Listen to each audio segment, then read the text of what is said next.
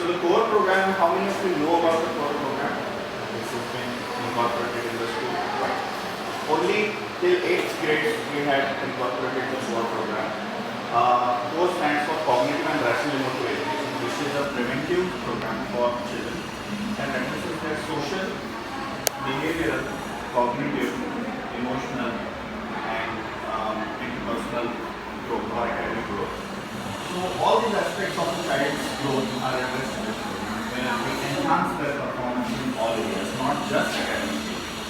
So I understand that all of you are more focused on academic performance, but it is very, very evident, and research says it again and again, that only academic performance does not directly lead to success in life.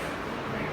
So the child's career or overall growth is not only linked to academic performance. We will today talk about academic performance more because you have upcoming exams for 8 and 9. So let's focus on academic performance today. But that's not the only thing, right? Your child's overall growth is required. That's why the core program is being incorporated. Hopefully we will have it for 9 and 10 this year as well. If all of you also encourage the students to have it for 9 and 10, it will be great. But we definitely have it for standard 1 to standard 8. When it comes to studies and exams, let me ask you what kind of problems your children have. Some of you have already told me. Anyone wants to tell more about their children's problems? What kind of challenges your children face? My son is very positive. Right. He says these marks are not valid in my career growth, or nobody is going to ask 10 standard marks when I will be working. Nobody is going to ask this. Right. So don't bother about grades or percentage. I know the concept. If I'm not getting marks, don't bother. He's chilled out. He's on the other extreme, right? Yeah. He's so chilled out that his academic performance drops or no? Yeah, in languages, mainly in Hindi and English. Otherwise, he's doing well in maths and science. So he's more interested. He's very happy with Kalpesh sir. He says his teaching methods are very good. He's very interactive, and he teaches Vedic maths also, and he tells some stories also. Kalpesh sir and Paromita ma'am. He's very happy with her. She encourages us. She does positive things. So he's like chilled out about this thing. But what is his challenge that he's facing? Is his performance going down or performance stable, or do you think he can perform better?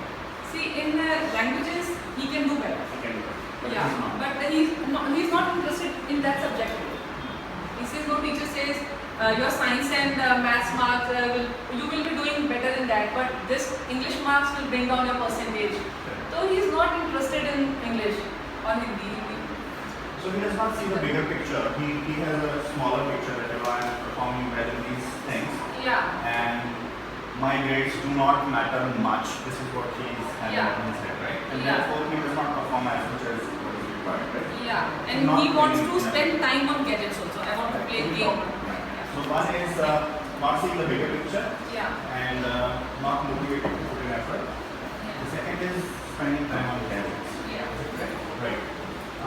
More problems, same similar problems, right? Overconfidence or maybe not putting in effort even if it's required. They say chill, mama take a chill pill. If I tell them that that child is studying more, they are ICs, mama, we are in IT. We'll get questions, application based questions.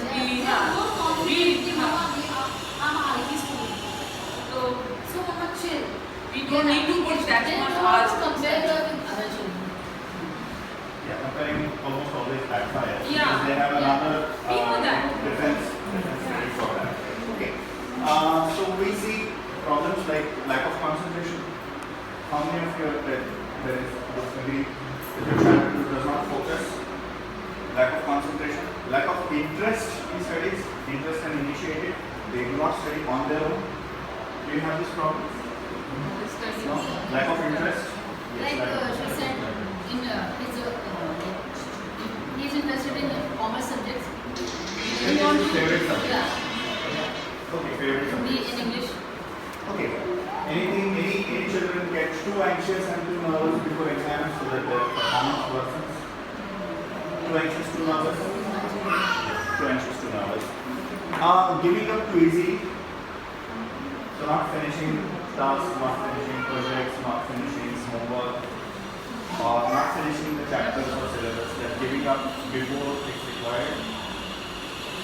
Not much. Home, And they my finish. son, yeah, he completes all his papers and work. When he does exams here, he doesn't complete his paper. What happens, I don't know, he's anxious or nervous. In or the what. exams, he does not Yeah, write. he doesn't complete his He doesn't papers. complete his papers. At home, he does all the things proper for him. Okay. Yeah, one problem with my son is that he will not write the complete answer. He thinks that okay, question is asked, I give an answer, that's sufficient. He will not see that okay, there are two more points that I need to add. Yeah, That he that's will not. right. He will just write that one answer, he's satisfied with what is written. So they get satisfied very easily. They do not push themselves hard enough. Is that what you want to say? They don't push themselves hard enough to, okay, to get the maximum grades. They're satisfied with mediocre grades. Can we say this? You have any input, sir? No, I think so. Give me some time to understand. Sure. Alright, okay. So, children's academic performance, like what are the factors that influence children's academic performance? There are many factors. One of the factors, but it's not the only factor, one of the factors is how parents deal with children is one. There are other major factors that influence children's academic performance. We'll talk about it. So let's talk about the first factor, which is your role as a parent. So let's say that we have children who are not putting in enough effort. This is primary. Second is they do not focus on studies as much. They get distracted very easily. They use gadgets. Let's talk about how can we make this situation worse. So can you come up with some ideas how you can worsen the problem? By doing what you can worsen the situation? Children are already not paying attention to studies. They are not putting in enough effort. They are using gadgets as much as they want, or not as much as you would want them to. Let's do a reverse later. How can we make this worse? Score more कैसे बनाते हैं? Situation. Come up with some ideas. Keep nagging them each time. Keep nagging them. Okay. Good idea. If we keep nagging them, they will lose more interest in studies. Good. Anything else? Can you use? What I have done is I have set a certain limit. You study for this much time, then I will give you your phone for 15 minutes Okay. before sleeping or taking the time. How can we make this work? So can we take around 30 seconds to switch off our mobile phone? Just put them on silence. On silence. How can we make it worse? Like what you are doing will not make it worse. So anything how it can be worse? Let's say use of gadgets. How can we make it worse?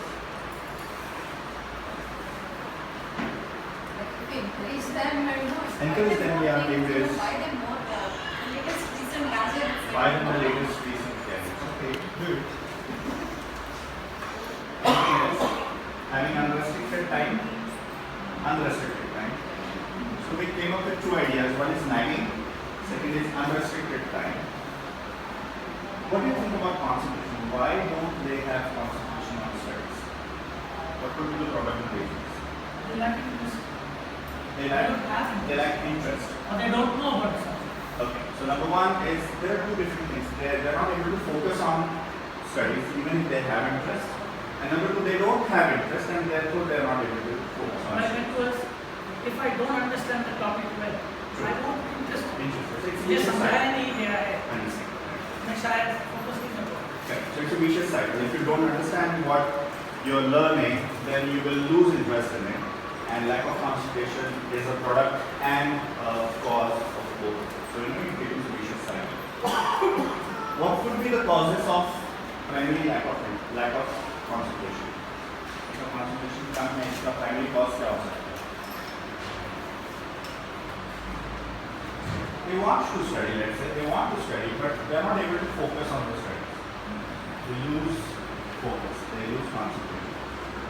Could be because of They don't that point is taken. Right? There are primarily three reasons for this. Number one, surprisingly, is sleep deprivation. They are not getting enough sleep. Are your children getting 8 to 9 hours of sleep? I said, yeah, 8 hours. 8 to 9. 8 to 9. 8 hours. Adults need around 8 hours of sleep. Children of this age around 15, 16, right? So they need around 9 hours of sleep. So 8 to 9 hours of sleep must be ensured, and that has to be continuous sleep. It's not like they will sleep for 6 hours at night and then 3 hours at night. One stretch. At one stretch, it has to be 8 to 9 hours of sleep, right? Do they feel drowsy during the day, or maybe they lose focus in the second part of the school? Actually, after coming to school, he feels laziness and he doesn't want to study. Maybe half an hour sleep should be increased. Half to 1 hour of sleep has to be increased. Now this change cannot be incorporated all of a sudden. So because they still have a long way to go, you can incorporate these sleep hygiene habits slowly and firmly into the child's daily regime, right? So the primary importance is sleep, which is 8 to 9 hours of sleep, nothing less than 8 hours, for sure. How can we implement this is by telling them that sleep is necessary. So educating them that sleep is necessary for your what we call as consolidation of memory. Whatever they have read, if they sleep after that, it is consolidated, it's recorded in your brain. But if you don't sleep enough, it's not recorded, so you will not forget what you read. Secondly, the brain needs rest. If it does not rest, then it cannot function properly during the daytime. So these are two reasons why sleep is necessary. So educate them and have an agreement with them that this is the curfew time. Right? You have to switch off the lights of your room, and there should be no sound heard from your room after this time. And if you do that, which is if I hear some sounds or if I hear or see some lights, then that amount of time you will have to sleep early the next day. So this kind of will get you into struggle with them, but be very firm on this that they have to sleep 15 minutes early or 30 minutes early the next day. Slowly, when you are very, very firm on that, they start sleeping on time. The problem with most households is that parents' sleeping time is the children's sleeping time. It should not be the case. Children should sleep very early because adults need lesser sleep than children. So don't think it that we all sleep at the same time. But family dinner is something what we recommend. Therefore, I would not suggest that they have dinner at different time and you have dinner at different time. There are more advantages to family dinner together than having it together. So have family dinner a little early if you can, and then put them off to sleep at a specific time. What kind of problems do you think might come up if you start putting school in the home? What can happen? Do you think they will listen? They will listen. Okay. Any problems can come up? Okay, good. So we have pretty cooperative children here, right? No, it's some football matches, there are some movies coming, they will reason with us. No, let me watch this, it is important. Fine. You have a choice. Yeah. So how do we deal with this? Is you have a choice. Yeah. You have a choice to watch a football match today, and tomorrow you're gonna sleep 3 hours early.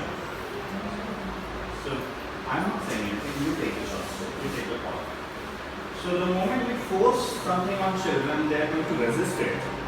But what we call as logical consequences, like fine, you have a choice. If you do this, then the consequence that I have set for you is 3 hours of preponing the sleeping time tomorrow.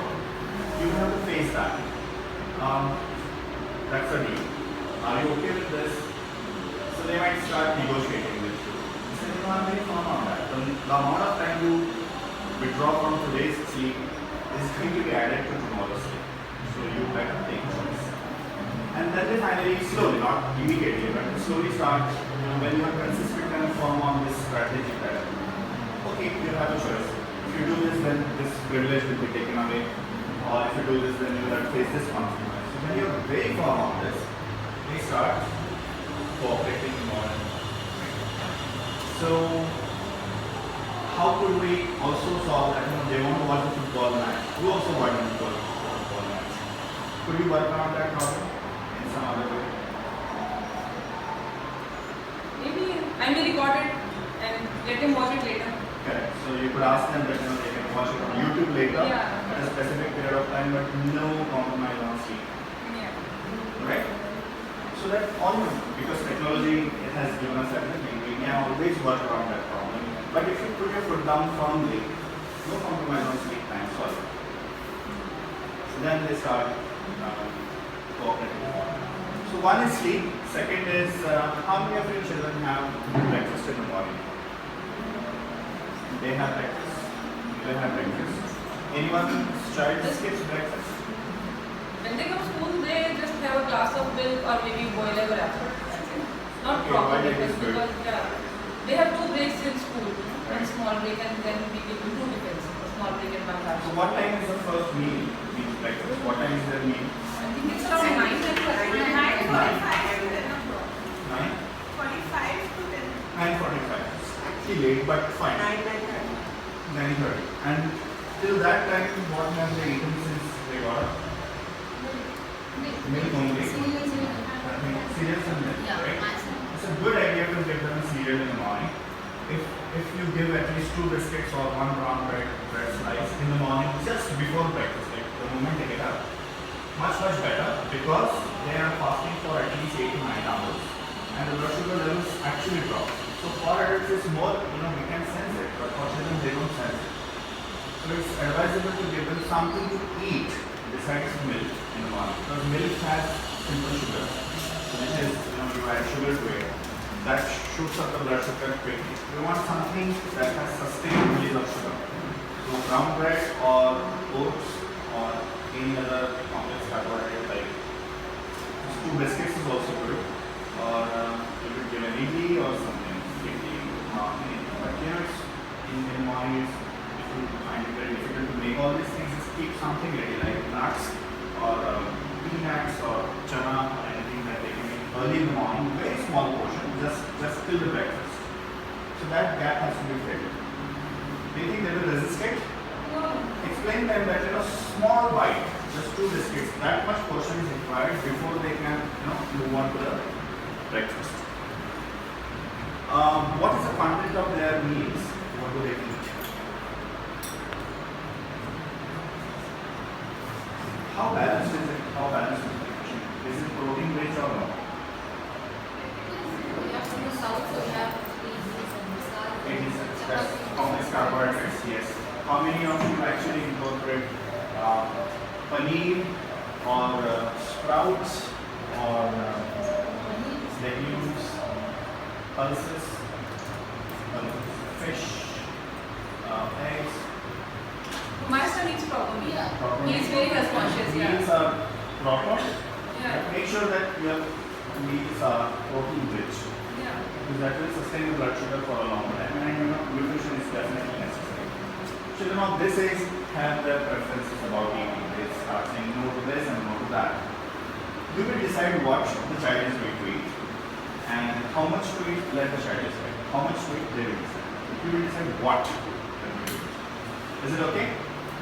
Slowly put your foot down and say that no, this is what we have decided to do.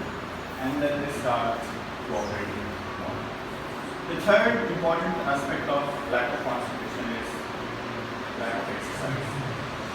Now children are using mobile phones and computers even more.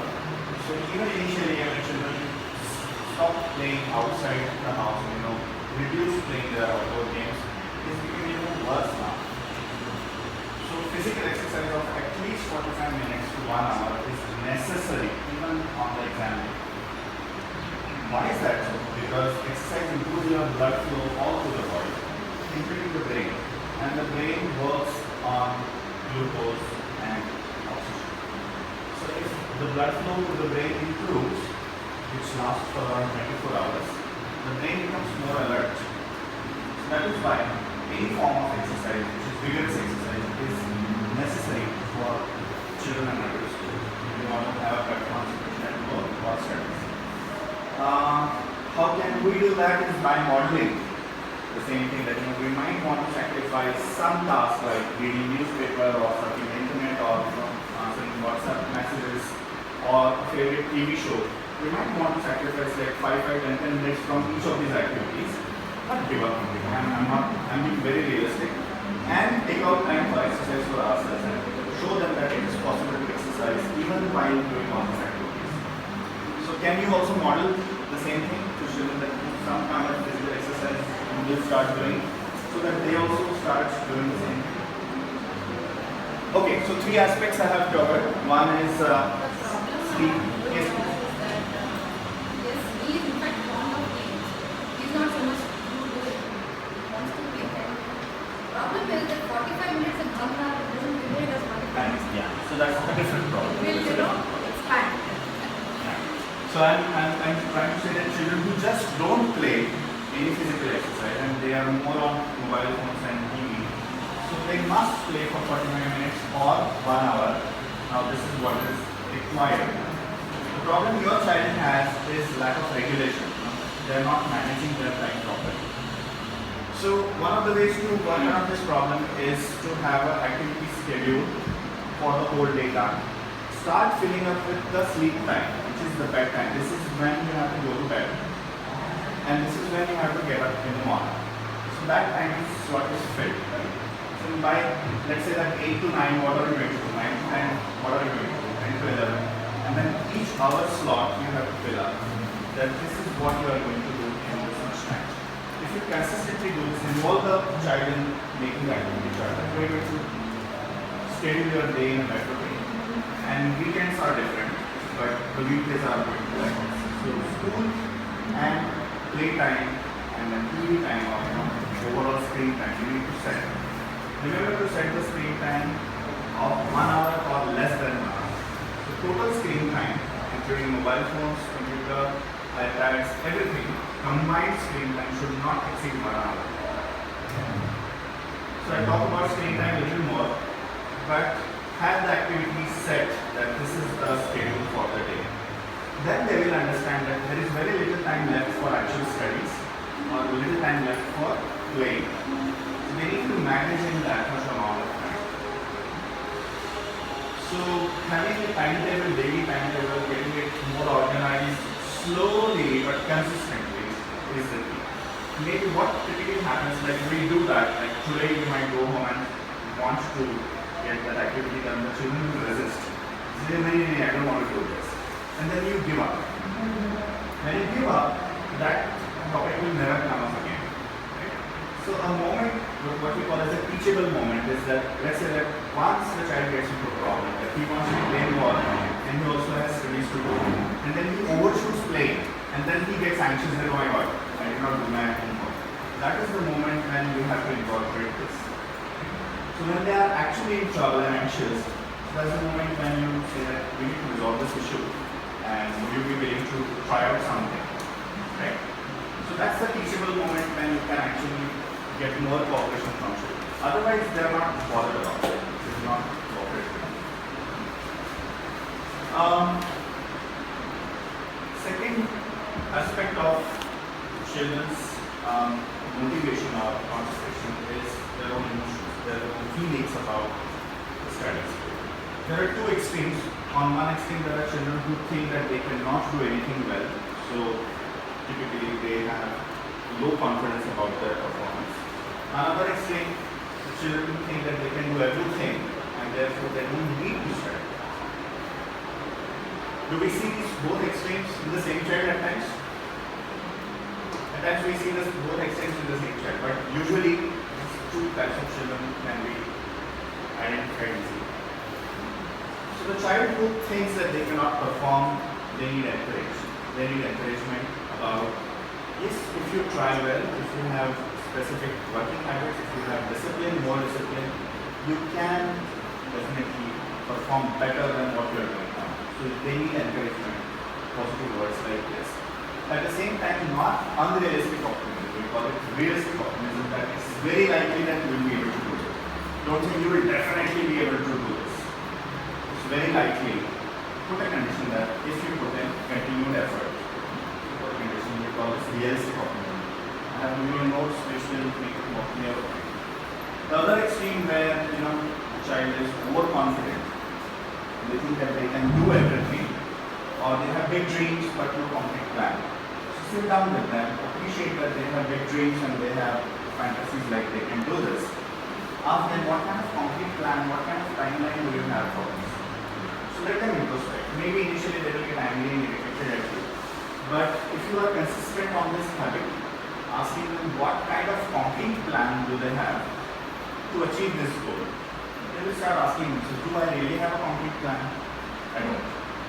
Then when it's at the beginning of academic year, it's the right time to actually chalk out the timeline for the whole year.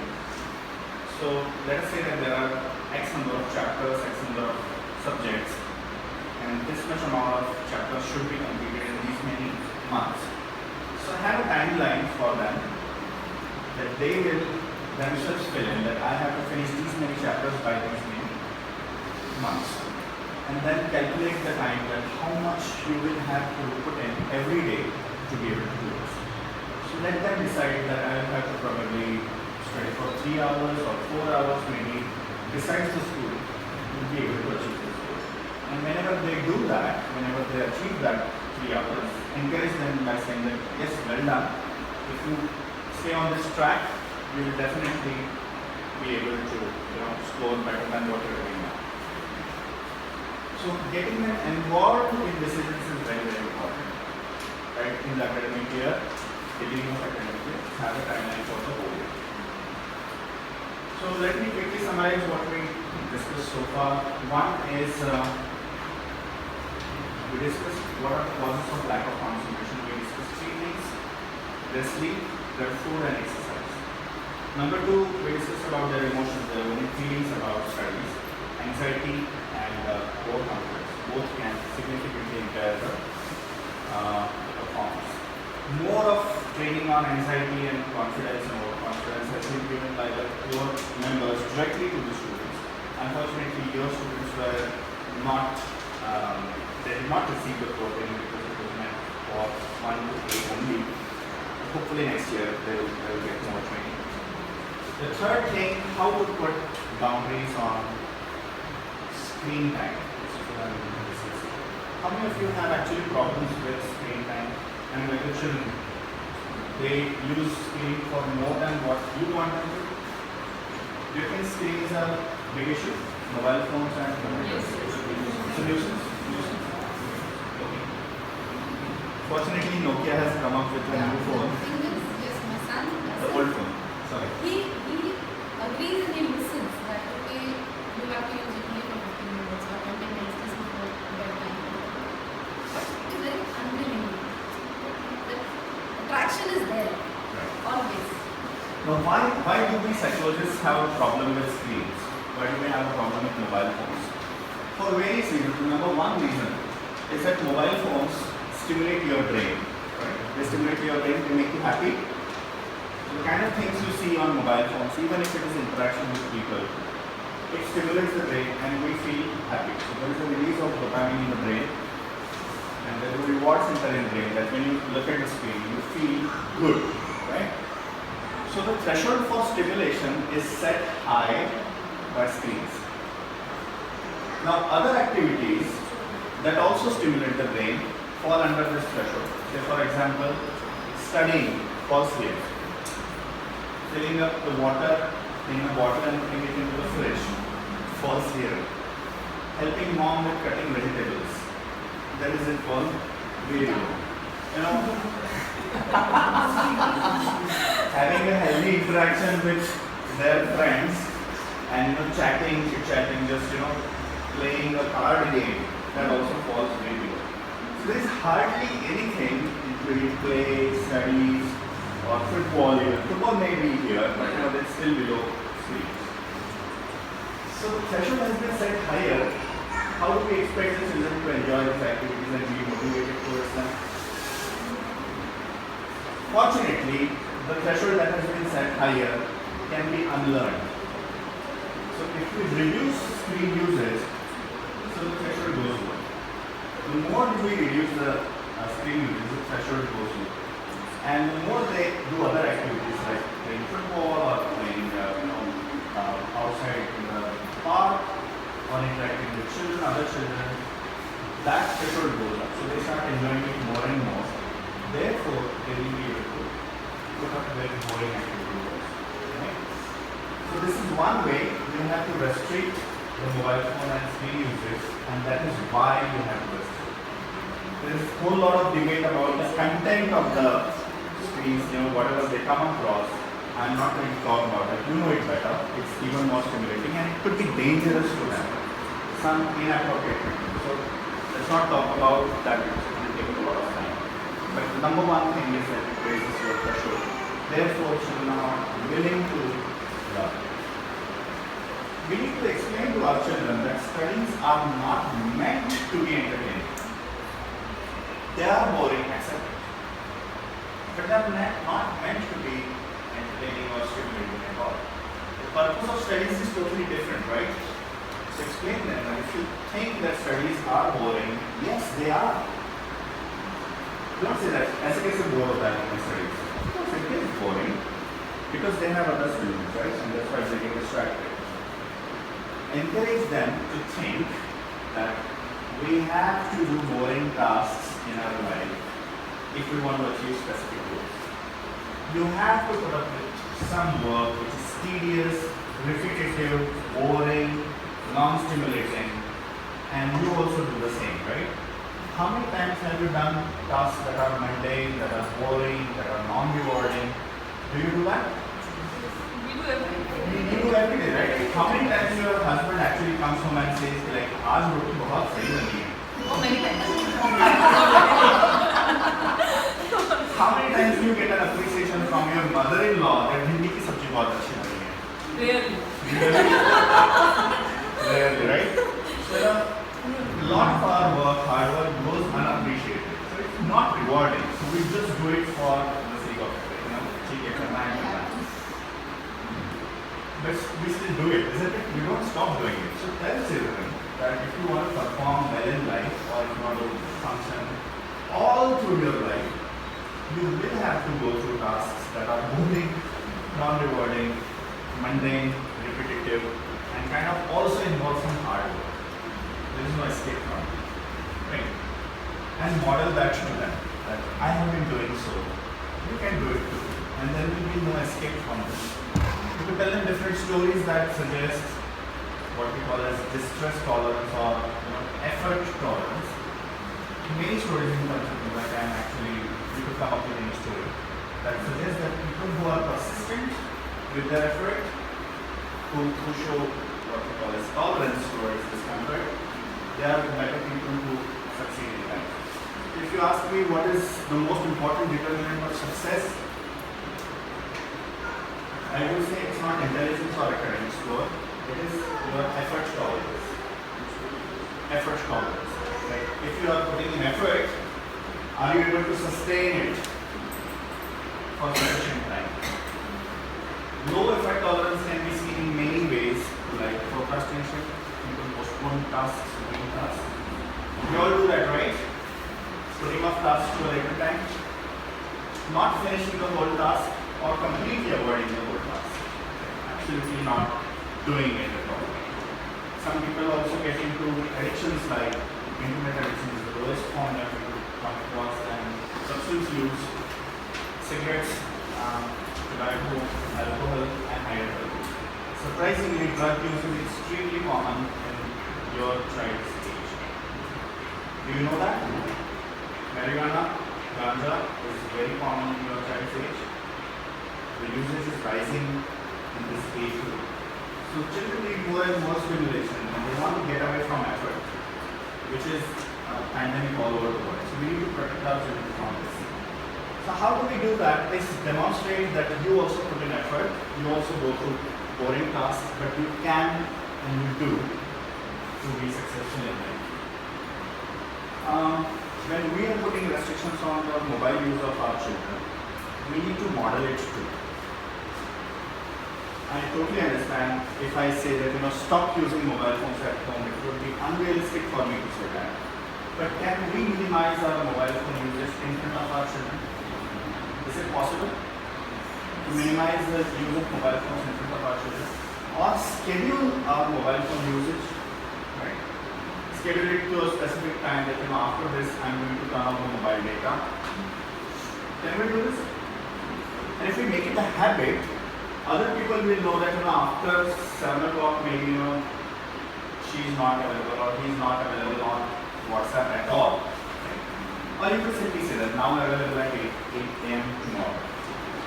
So people get into this habit, they read your statuses and then they maybe discuss it with you.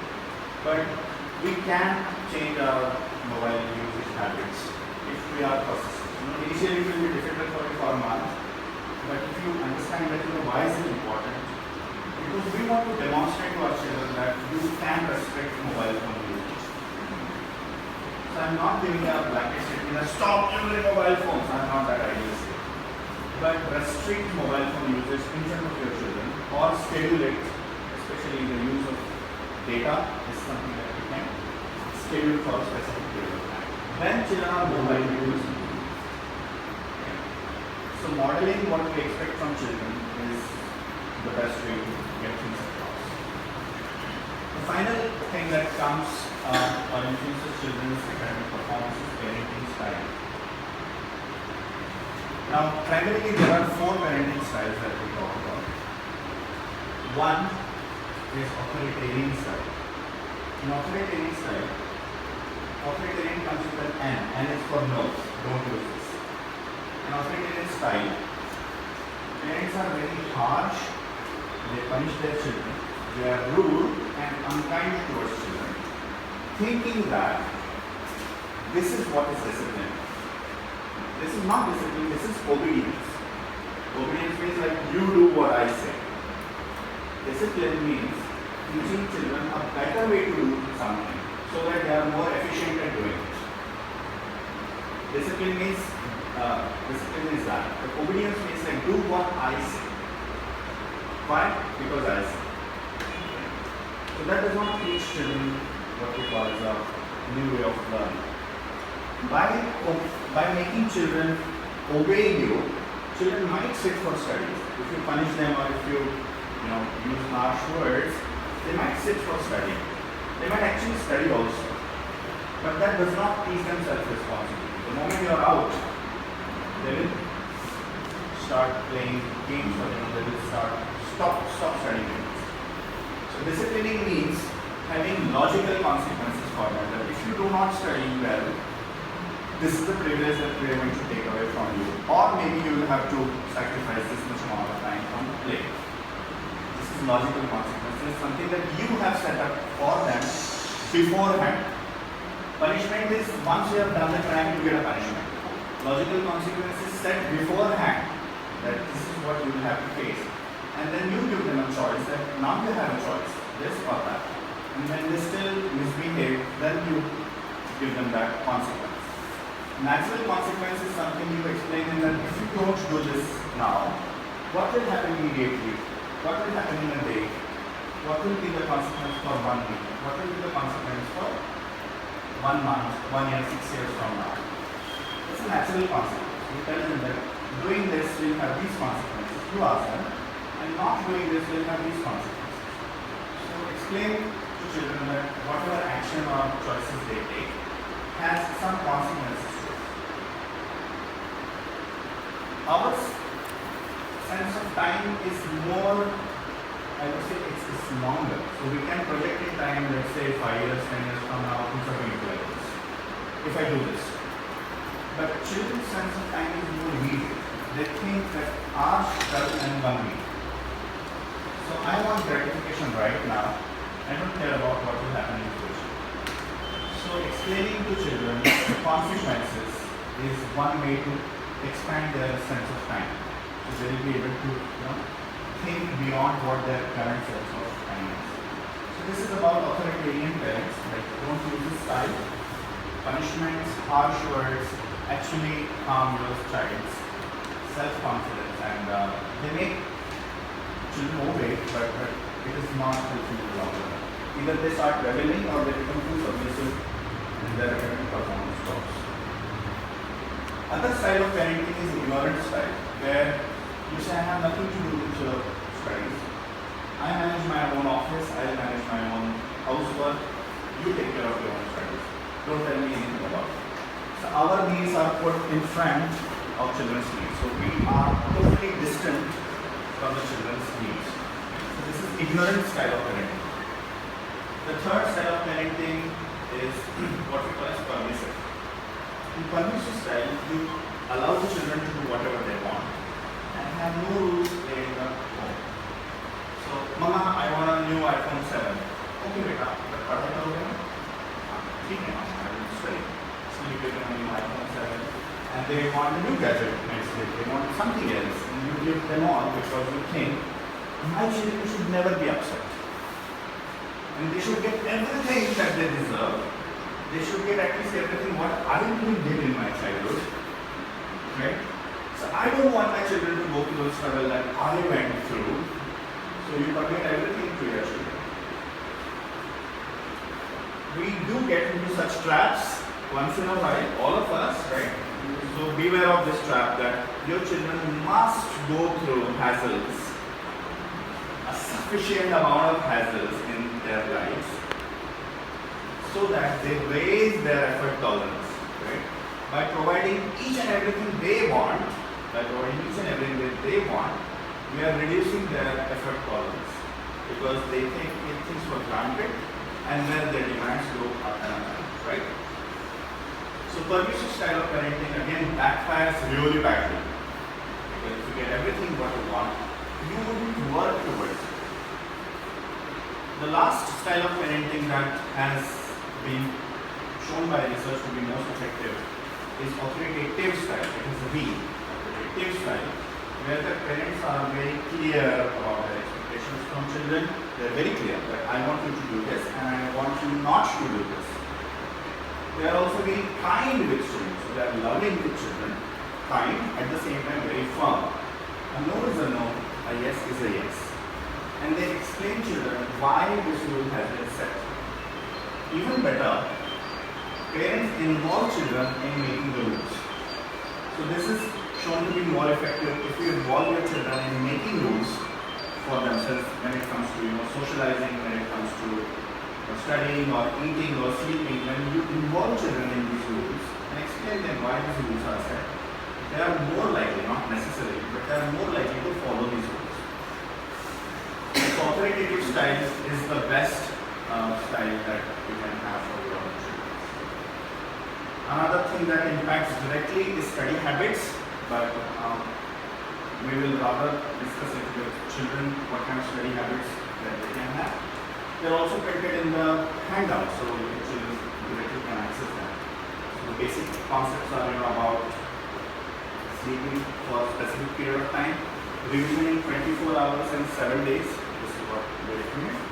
There are more specific study habits like study techniques like mnemonics and memorizing that children would be directly taught, right? So I covered a few aspects of improving your child's academic performance. Of course, there is no end to it. I also covered a little bit about parenting styles. I would want you to ask any questions if you have.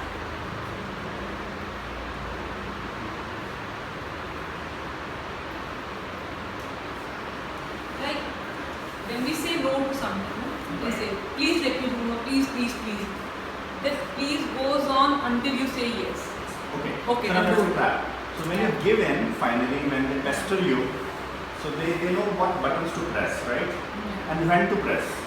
So especially when you are making a meal, right? You will press this buttons repeatedly till you finally, okay, Leja, but 15 minutes ke liye, okay? And then, so you give in, right? So they know exactly when to press and which button to press. So if you tell them directly that, I am going to stay here and say no for the next 1 hour and try. Okay? I'm going to leave cooking, and no matter what you do, throw a tantrum or start testing me, my answer is not going to change because, right? And if you think, it's slightly reasonable to give him whatever he wants, then you could say that let's make a deal. So if it's about sleep time, then you are going to sleep 15 minutes early next day, or half an hour next day. So have a deal, have a logical consequence set to it. So, but if it is misbehavior, then you say no is no.